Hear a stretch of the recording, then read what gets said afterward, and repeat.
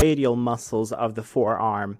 Now these are a group or a set of muscles that you can find on the forearm, as you can see here on this image on your left. And here keep in mind that we only have two muscles showing, two of the radial muscles that we're going to be discussing, because technically there are three radial muscles that you have to know. Now, these muscles are found on the lateral portion of the forearm, as you can also see here on this image. And the other muscle, the third muscle that is not present here, but I will show you later on this tutorial, can be seen a bit better from the anterior view. Now here you have a dorsal view or a posterior view of the forearm where you can see the other ones a little bit better. Now, also important to mention that these muscles are originating somewhere from the lateral epicondyle of the humerus. They go all the way to attach somewhere on your wrists, as you can see here. And on this tutorial, I'm going to do the job of explaining to you the origins, insertions, and innervation of these muscles. Now, moving on, what I want to briefly say as well is that if you look at your forearm, you can easily palpate these muscles because their bellies and tendons lie quite superficially. Let me now quickly list, before we go on and talk about these muscles, the three muscles or the three radial muscles. And these are the brachioradialis, the one that is not seen here right now. And the other two that you can see here are the extensor carpi radialis longus. And the final one that we're going to talk about is the extensor carpi radialis brevis.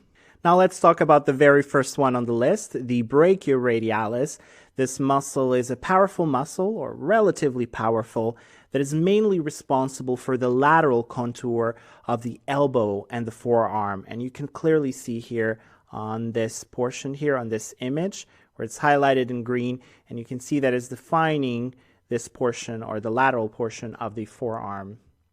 Now in terms of origin of this muscle, as I mentioned before, it's going to come from the lateral portion of the humerus, more specifically the lateral supracondylar ridge of the humerus. Now write this down. This is also very important, that this muscle is going to originate somewhere between the brachialis muscle and the lateral head of the triceps brachii muscle. Write this down. That might be an important note for your exam as well. Now also an extra origin point would be the lateral intermuscular septum. So also have that down. But for now, the main one, bony point, would be the lateral supracondylar ridge as the origin point for the brachioradialis. Moving on to, of course, now the insertion point. And the insertion point, as I mentioned, is going to insert distally towards the wrist, and it will insert on the styloid process of the radius. Now let's move on and talk about the second muscle on our list, the extensor carpi radialis longus. And this muscle is lying underneath the brachioradialis, which we talked about on the previous slide. It is also highlighted here in green on both of these images.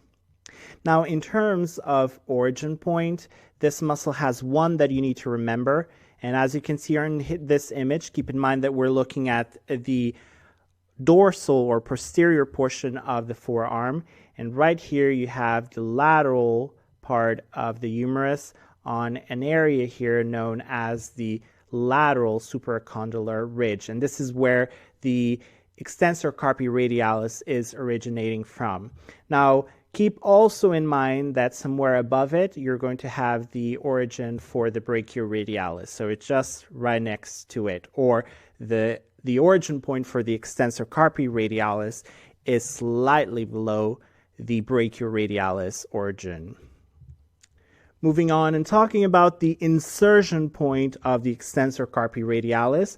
And as you can see here on this image, it's going all the way distally to insert on this bone right here, or a portion of this bone that is known as the base of the second metacarpal.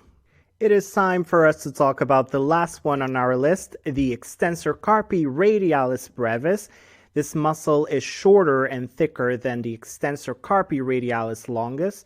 The name says it all. Brevis meaning short, longus meaning long. Now that's the difference between the two muscles.